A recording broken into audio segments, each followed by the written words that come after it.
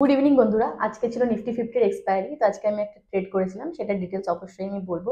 তো আজকে মেন জিনিস যেটা আপনাদের জানলে খুব উপকার হবে, সেটা হচ্ছে আমি কিভাবে একটা ট্রেডে এন্ট্রি নিই বা কি দেখে আমি ট্রেডে এন্ট্রি নিই, সেটা আমি আজকে ডিসকাস করি। তো চলুন আমি স্ক্রিনে যাই, স্ক্রিনে গিয়ে আমি ডিসকাস করি। তো এটা হচ্ছে আমার গ্রো এর ইন্টারফেস, যেখানে আমি দেখতেই পাচ্ছেন যে আজকে নিফটিতে আমি 6,000 টাকার মতো প্রফিট করেছি, 6,200 টাকার মতো। তো ফার্স্টে আমি ডিটেলটা দেখিয়ে নিই আমি কত টাকায় এন্ট্রি করেছিলাম আর কত টাকা এক্সিট করেছি। আমি এন্ট্রি করেছিলাম 180 টাকায়, আমি এক্সিট করে যাই 200 টাকা। তো 200 টাকায় আমার টার্গেট ছিল না, আমার টার্গেট ছিল 190 টাকা 10 পয়েন্টসের। বাট যাই হোক, মার্কেট একটা স্পাইক দিয়ে দেয় সেই সময়। তো সেই স্পাইকেই আমার একটা 6,000 টাকার মতো ইনকাম হয়ে যায়। তো যাই হোক, আমি আর সারাদিনে কোনো ট্রেড নিইনি, ওই একটা ট্রেডই নিয়েছিলাম। তো এবার আমি দেখাই আমি কোন জায়গায় এন্ট্রি নিয়েছিলাম আর কিভাবে সেই স্পাইকটা এসেছিল। তো মেনলি এটা হচ্ছে আমার প্রিমিয়ামের চার্ট, এটাকে এখন একটু সাইড করে দিচ্ছি, এটাকে পরে ডিসকাস করছি। এটা হচ্ছে আমার নিফটি ফিফটির চার্ট, 1 ঘন্টার আমি 5 মিনিটের করেছি। তো ফার্স্টে আমি সকালবেলায় যেটা দেখি নিফটিতে, সেটা হচ্ছে মার্কেট ওপেন হওয়ার আগে 8:30 নাগাদ যে গিফট নিফটি দেখে নিই। গিফট নিফটি মানে হচ্ছে একটা ইন্ডেক্স যেটা আমাদের সাহায্য করে যে নিফটির মুভমেন্ট কীরকম আসবে বা ইন্ডিয়ান মার্কেটে কীরকম একটা মুভমেন্ট থাকতে চলেছে সারাদিনে, সেটা ইন্ডিকেট করে। তো গিফট নিফটি যদি পজিটিভ ওপেন হয় তাহলে সেটা একটা পজিটিভ ভাইব দেয় যে পজিটিভ থাকবে মার্কেট আজকে। আর যদি নেগেটিভ ওপেন হয় বা নেগেটিভ দেখছেন চলছে, তাহলে জানবেন যে সেটা একটা আজকে একটা বিয়ারিশ দিন থাকতে চলেছে। তো ফার্স্টে গিফট নিফটি দেখে নিই। সেকেন্ড জিনিস হচ্ছে নিফটির চার্ট খোলার পর আমি 1 ঘন্টার চার্ট খুলি। 1 ঘন্টার চার্ট খোলার পর আমি এখানে দেখে নিই প্রাইস অ্যাকশনগুলো।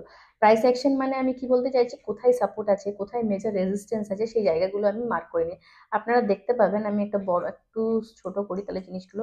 এই দেখুন আমার প্রিভিয়াস যে অ্যানালিসিসগুলো, এখানে একটা রেজিস্ট্যান্স, এখানে একটা মেজর সাপোর্ট, এখানে একটা ছোটোখাটো রেজিস্ট্যান্স আছে। তো এই জিনিসগুলো আমি মার্ক করে নিই। এবার আমি সেটাকেই 30 মিনিটসে ভেঙে নিই। 30 মিনিটসে ভেঙে আমি দেখি যে এবার কোথায় কোথায় ছোটোখাটো সাপোর্ট আছে, কোথায় ছোটোখাটো একটা রেজিস্ট্যান্স আছে, সেটাকে 5 মিনিটে ভেঙে নিই। এবার 5 মিনিটে ভাঙার পরে সেম জিনিসই সেই জোনে যদি কোনো সময় মার্কেট আসে, তাহলে তারপরে আমি দেখি, মনে করুন আমার এই জোনটা হয়তো আগে থেকে হয়তো আঁকা, বা এই জোনটা হয়তো আগে থেকে যেহেতু আঁকা আছে, তো এই জোনে মনে করুন মার্কেট ওপেন হলো।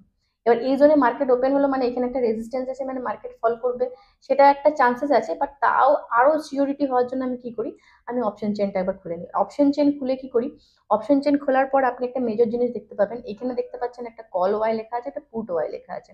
তো মেনলি একটা জিনিস দেখবেন, যদি কল ওয়াই এর এই সাইডগুলো দেখছেন সাইমেলটেনিয়াসলি বাড়তে থাকছে, আর এই সাইডগুলো পুট ওয়াই এর কমতে থাকছে, তার মানে জানবেন মার্কেট বিয়ারিশ। মার্কেট কিন্তু বিয়ারিশ মুভমেন্ট দেবে। আর দেখছেন সাইমেলটেনিয়াসলি এগুলো বাড়ছে আর এইগুলো কমছে, তাহলে জানবেন বুলিশ একটা মুভমেন্ট দেবে। এবার মনে করুন মার্কেট এই জায়গায় আছে, মার্কেট এই জায়গায় যেটা আমার মেজর একটা আজকে সাপোর্ট ছিল এক সময়, বাট সেই সাপোর্টটা ভেঙে মার্কেট পড়ে যায়। এই জায়গাটা ছিল হচ্ছে 23,600। তো 23,600 দিয়ে যখন আমি সাপোর্টটা আঁকি, তখন কিন্তু এইখানে একটা বিরাট ওয়াই দেখা যাচ্ছিল, মানে বড় রকম একটা সাপোর্ট দেখা যাচ্ছিল, আর এখানে সেরকম কিছু ছিল না। বাট কিছুক্ষণের মধ্যে, 5 মিনিটের মধ্যেই দেখলাম এটাকে ওভারটেক করে চলে গেল। মানে কি, তখন আমি বুঝতে পারলাম যে এই সাপোর্টটাকে ভেঙে মার্কেট নিচে পড়বে। মানে মার্কেট মুভমেন্টের আগে কিন্তু ইন্ডিকেট করলো যে আমি এই সাপোর্টে কিন্তু থাকতে পারবো না, আমি এখান থেকে ভেঙে পড়ে যাবো। তখনই আমি ট্রেডটা একটা ইনিশিয়েট করার জন্য প্ল্যান করি। তো মেনলি আমি যে জায়গাটা এন্ট্রি করেছিলাম, সেটা হচ্ছে মার্কেট এই সাপোর্টটা ভেঙে একটা রিটেস্টিং ক্যান্ডেল বানায়, মানে এই রিটেস্টিং ক্যান্ডেলটা বানায় গ্রিনটা। রিটেস্টিং ক্যান্ডেল বানানোর ঠিক পরেই মুহূর্তে আমি এন্ট্রিটা মারি। ঠিক আছে, ঠিক রিটেস্টিং ক্যান্ডেলটা মারার পরেই, সরি, এটা ব্রেকডাউন করার পর এই রিটেস্টিং ক্যান্ডেলটা বানাই, তারপরেই আমি এন্ট্রি করি। এবার এন্ট্রি করে আমার এটা টার্গেট থাকে, টার্গেটটা আমার হিট হয়ে যায়। তো এবার বলবেন দিদি মার্কেট তো আরো পড়লো, আপনি তো ওয়েট করতে পারতেন। কিন্তু দেখুন আমার টার্গেট ছিল 10 পয়েন্টস, সেখানে আমি 20 পয়েন্টস ক্যাপচার করেছি, এটা কিন্তু অনেকটা। তো সেই জিনিসটা থেকে আপনাকে বেরিয়ে আসতে হবে যে এখান থেকে মার্কেট 1000 পয়েন্ট উপরে গেলেও আমি ওয়েট করবো না। স্ক্যাল্পিং হচ্ছে এমন একটা জিনিস যে আপনাকে কুইক অ্যাকশন নিতে হবে, ঠিক আছে। আর পরে কিন্তু আফসোস করলে হবে না যে যা এতটা পয়েন্ট আমার মিস হয়ে গেল। এটা আপনার এগেনস্টেও যেতে পারে, কারণ আপনি জানেন না 10 মিনিট পর মার্কেট কোন দিকে মুভ করবে, আপনি জানেন না, আমি জানি না, স্বয়ং ভগবানও জানে না যে কোন দিকে মার্কেট মুভ করবে, তাই না। তো বেটার হচ্ছে আপনি একটা টার্গেট ফিক্স করুন, টার্গেট হিট হয়ে গেলে বেরিয়ে যান। বেফালতু বসে থেকে যে এখান থেকে আরো ইনকাম আসতে পারে, একদমই ভুল ব্যাপার। আপনার যেটা এক্সপেকটেশন সেখান থেকে বেশি পেয়েছেন, না আমি আজকে কথা ধরুন, আমি যেটা এক্সপেকটেশন সেখান থেকে আমি একটু বেশি পেয়ে গেছি, তো আমি কেন ওয়েট করবো, তাই না। তো সেম জিনিস এটা, তো আমি এই জিনিসটাই মেনটেন করি।